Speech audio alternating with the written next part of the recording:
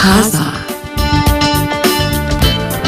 አይኖርም። አንዳንዴ ላናቀው እንችላለን፣ አንዳንዴ አውቀ ነው በቃ የሰው ልጅ እንዲ ነው ይሄን ተሸክሞ ነው የሚኖረው ብለን ልንል እንችላለን። አንዳንዴ ደግሞ አንገዳግዶ ይጥለንና ለህመም ሊሆን ይችላል፣ ወይም አይምሮአችን በጎ ባልሆነ መንገድ እንዲቃኝ ምክንያት ሊሆን ይችላል። ዞሮ ዞሮ ግን የራሳችንን ጤንነት ህልውና ማስጠበቅ መቻል አለብን ካልን ምን አይነት ነገር እየተሰማን ነው? ምን እያስተናገድን ነው? ለምንድን ነው ይሄስ የሆነው? መቼስ ነው ማብቃት ያለበት የሚለው ላይ ውሳኔ የሚሰጥ ሰው መሆን ዘመናዊ ያኗኗር ስልት ነው። በዚህ ዘመን በጣም ብዙ የጫና ምክንያቶች ይኖራሉ። ከዛ ውስጥ ግን የተዘረዘሩት የትላልቅ የህይወት ምዕራፍ ለውጦች ወይም ሽግግሮች የራሳቸው የስትረስ ምክንያቶች ናቸው፣ ወይም የሰው ልጆች የጫና ምክንያቶች ናቸው። ለምሳሌ አንድ ሰው ትዳር መሰርታለሁ ሲል ዝም ብሎ መሰረትኩ የሚልበት የህይወት ለውጥ አይደለም የሚሆነው። በአግባቡ እስከታቀደ ድረስ የራሱ የሆኑ ጫናዎች አሉ። እነኚህ ጫናዎች ግን እንደው ጠልፈው እስኪ ጥሉን ድረስ መድረሳቸው አንድ ነገር ነው።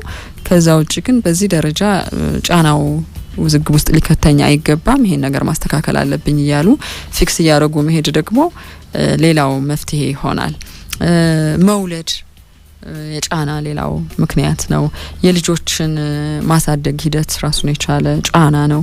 ድንገት ልጆች ሲያድጉ ለወላጆች ወይም እዛ ቤት ውስጥ ላሉ አዋቂዎች የጫና ምክንያት ሊሆኑ ይችላሉ።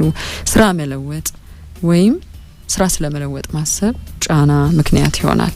በሌሎች ሰዎች ኑሮ ወይም ውሳኔ መጨነቅ ሌላኛው ምክንያት ሊሆን ይችላል። በኑሯችን ውስጥ የቤተሰብሽ ወይም የእህት ወንድሞችሽ፣ የእናት አባትሽ ጉዳይ ወይም አብሮን የሚኖር ስለዛ ሰው ያገባናል ለምንለው ሰው ህይወት ምን እየወሰነ ነው? ምን እያረገች ነው? ምን ደርሶባታል? ምን ሆኗል? የሚለው የጫናችን ምክንያት ሊሆን ይችላል።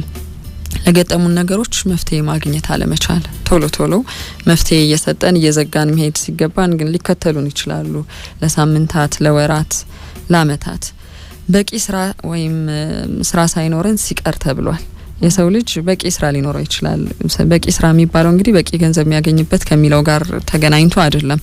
በአግባቡ ጉልበቱን ጊዜውን አውጥቶ ደክሞት ለፍቶ የሚገባበት ስራ አለ ወይ? አይምሮን አሰርቶ መጨረሻ ላይም በዚህ አይምሮን ባሰራው ነገር ውስጥ እርካታ ኖሮት ህይወቱን አጣጥሟል የሚለውን ለመጠየቅ ነው። ከዚህ ውጪ የሆኑ ሰዎች ጫና አለባቸው። ለምሳሌ ጊዜያቸውን በአግባቡ ሳይጠቀሙ ረጅም ጊዜ ዝም ብሎ ያለፈ የመሰላቸው ሰዎች፣ ወይም የሆነ ቦታ ላይ ተቀምጠው ብዙ ነገሮች ተከናውነዋል፣ የነሱ ህይወት ግን አልተለወጠም። በቂ ተግባራትና የህይወት ተጠባቂ ለውጦችን ማምጣት አለመቻል። በዚህ ጊዜ ይሄ እንደሚሆን ይጠበቃል እንላለን የሰዎች ህይወት ላይ። የኛንም ህይወት በዛ መንገድ የሚጠብቁ ሰዎች አሉ። በዚህ ጊዜ እንዲህ እንደምታረግ ይታመናል፣ በዚህ ጊዜ ይሄ ቤተሰብ እንዲህ እንደሚሆን ይጠበቃል እንል እንችላለን። ለዚህ በቂ ተግባራት እየከወንን ነው ወይ የሚለው ሌላው ሊመለስ ይገባል። በብዙ ነገሮች ዋስትና ማጣት፣ በስራ፣ በገቢ፣ በግንኙነት ሰላማዊ መሆን አለመሆን የሚሉትም የሰው ልጆችን ለከፋ ውጥረትና ጭንቀት የሚዳርጉ ምክንያቶች ናቸው። ከቁጥጥር ውጪ የሆኑ ጉዳዮች፣ ከግምታችን ውጪ የሚሆኑ ነገሮች ብዙዎቻችን ያው የዕለት ተዕለት ኑሯችንን በመገመት ውስጥ እንኳን አናሳልፍም። ይሄ ልምድ የለንም። አንዳንዶች ከዚህ ወጣ ብለው በዚህ ምድር ላይ እስከኖርኩ ድረስ ጊዜው ይለያይ እንጂ የሆነ ጊዜ ህመም ያጋጥማል፣ የሆነ ጊዜ ኪሳራ ሊመጣ ይችላል፣ የሆነ ጊዜ ጽንስ ሊከሰት ይችላል፣ የሆነ ጊዜ መውለድ አለ፣ የሆነ ጊዜ ሀዘን አለ ቤት ውስጥ የሚለውን አስበው ትንሽም ቢሆን አይምሯቸውን በዛ አስተሳሰብ ውስጥ ቃኝተው የሚዘጋጁ አሉ። ብዙዎቻችን በዚህ ነገር ውስጥ ስለማንሆን ልክ ሊከሰት ምልክቶች ሲታዩ ወይም ሲከሰት ድንገት ወደ ማንወጣው የሚመስለን ጫና ውስጥ ገብተን ብዙ ነገሮች ይበላሻሉ። ሌላው ብድር ነው። ያው አቅደው የሚበደሩ ሰዎች አሉ። ያንን ባቀዱት መንገድ የገቡበትን ብድር እንዴት እንደሚከፍሉት የቤት ስራቸውን ያጠናቀቁ ሰዎች አሉ። ከዚህ ውጪ ደግሞ ብድሩ መጥፎ ተጽዕኖ ውስጥ ይዟቸው የሚገባ ሰዎች አሉ። ይሄ እንደሚሆን አላወቅኩም ነበረ፣ በዚህም መንገድ ወለድ እንደምከፍል አልገባኝም ነበር፣ ያሁኑን ህይወቴን እንዲያመሰቃቅለዋል ብዬ አላሰብኩም ነበር፣ ከከሌ ጋር በብድር ምክንያት ልጣላ እንደምችል አላወቅኩም ነበር፣ ወይም ቢዝነሴ ላይ ይሄ ችግር ይከሰታል ብዬ አልጠበቅኩም ነበር የሚሉ ሰዎች አሉ። የእዳ ስትረስ ራሱን የቻለ በጣም ብዙ ነገርን ያወሳስባል።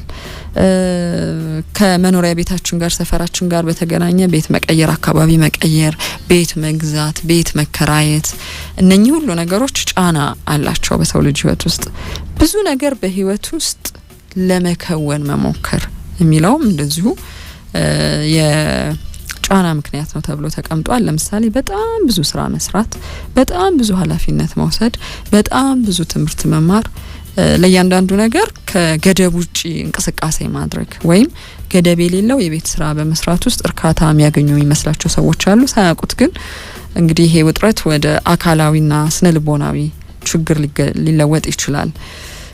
ግጭቶችም እንደዛው የጫና ውጤቶች ናቸው ተብሏል። በቤት ውስጥ የተለያዩ ያልፈታናቸው ግጭቶች ካሉ በስራችን ላይ እነኚህ ችግሮች የሚመጡ ከሆነ ነገሮችን መቀበል አለመቻልም ሌላው የብዙ ሰዎች የጫና ምክንያት ነው። የሆነው ነገር ምንድን ነው? ኪሳራ አጋጥሞኛል፣ ፍቺ አጋጥሞኛል፣ አንድ ማልፈልገው ነገር ህይወቴ ውስጥ መጥቷል። ይሄ ታግዬ ልጥለው ሲገባኝ እሱ ታግሎ ሊጥለኝ የመሰለኝ ችግር ነው አሁን አጠገቤ ያለው የሚለው ላይ መቀበል አለመቻል ያጋጠሙንን ነገሮች ትልቁ የሰው ልጅ ጫና ውስጥ የሚገባባቸው ናቸው ነው። በፊት ተለቅ ያሉ ሰዎች እንግዲህ ሲጸልዩ የማልችለውን እንድቀበል አድርገኝ ይላሉ ፈጣሪያቸውን። የሚችለውን ደግሞ ቶሎ ብዬ እንዳስተካክል አቅሙን ስጠኝ ይባላል።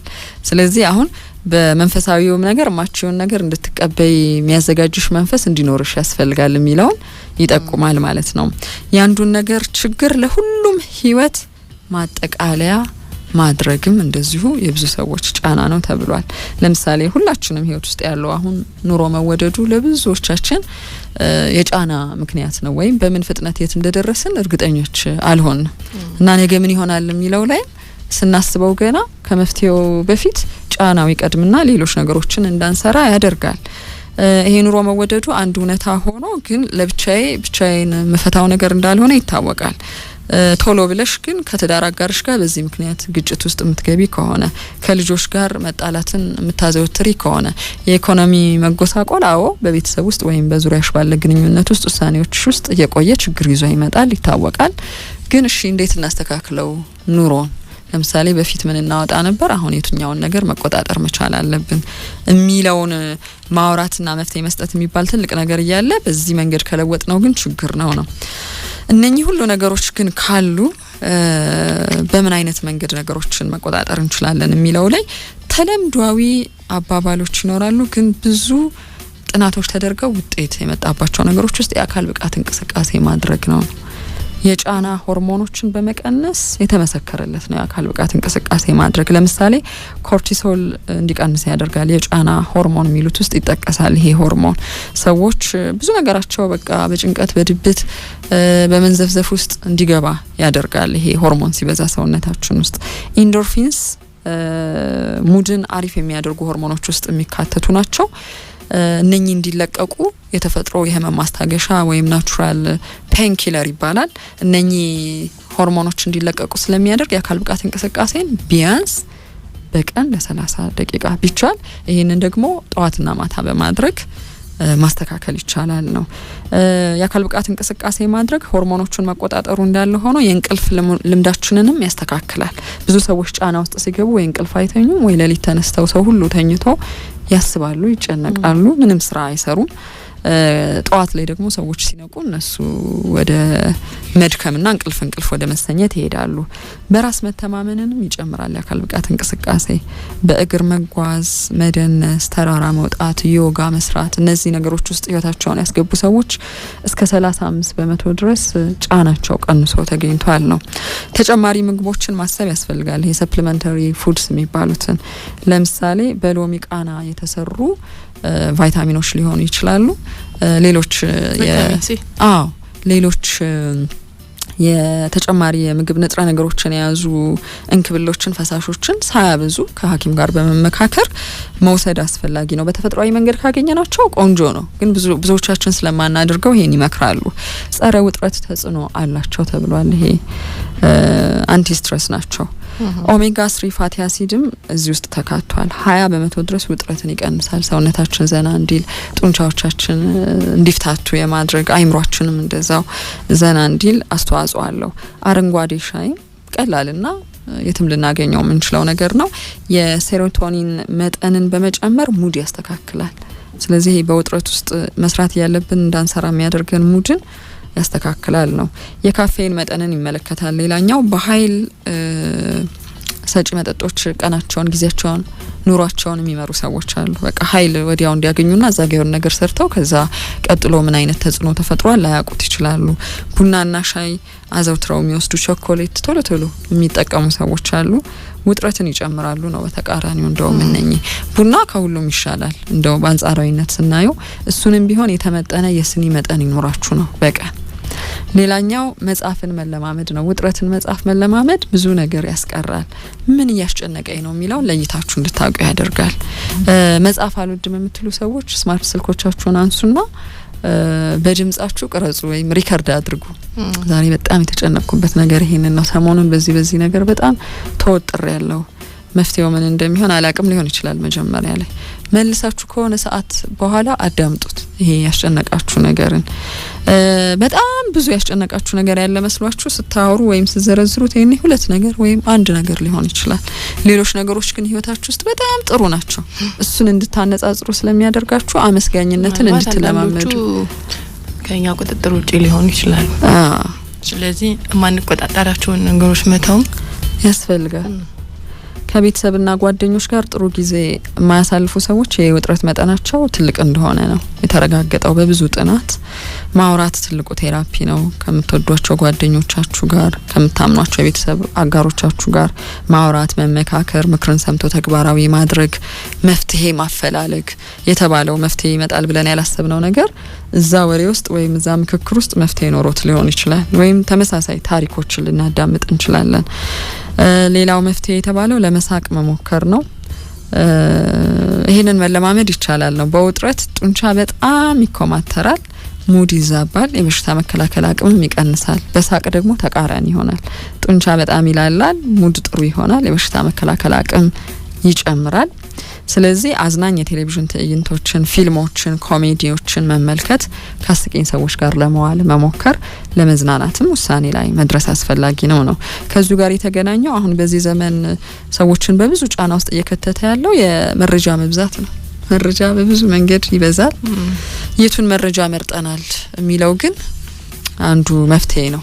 ማን ያወራውን መረጃ ደጋግመን የምንከታተለው መረጃ የቱን ነው?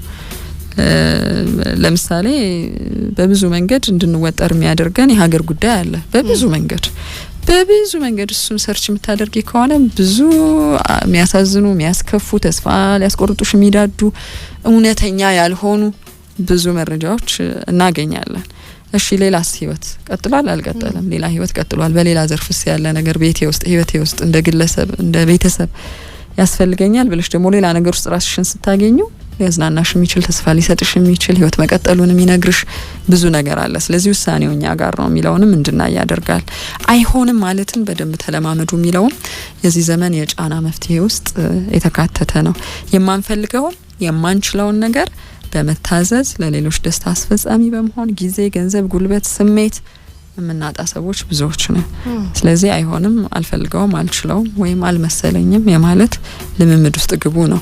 በአእምሮ ልዩ ትኩረት ውስጥ ይሄ ምሉእነት የሚሉትን ነገር ማስጠበቅም አስፈላጊ ነው። ጫና ውስጥ የተላቀቁ ሰዎች ይሄን አድርገዋል ነው። ማይንድፉልነስ ይሉታል ነጮቹ። ይሄን መለማመድ አስፈላጊ ነው። ስንበላ ከቀልባችን ነው ወይ ጣፍጦናል ወይ አጣጥመናል ወይ? ከሰዎች ጋር ስንሆን የሰዎች ያወሩትን ነገር አዳምጠናል ወይ? ሰዎችን በደንብ ተረድተናል ወይ? ስናቅድና ስንሰራ የምናውቀው ስራ ውስጥ ነው ወይ ያለ ነው?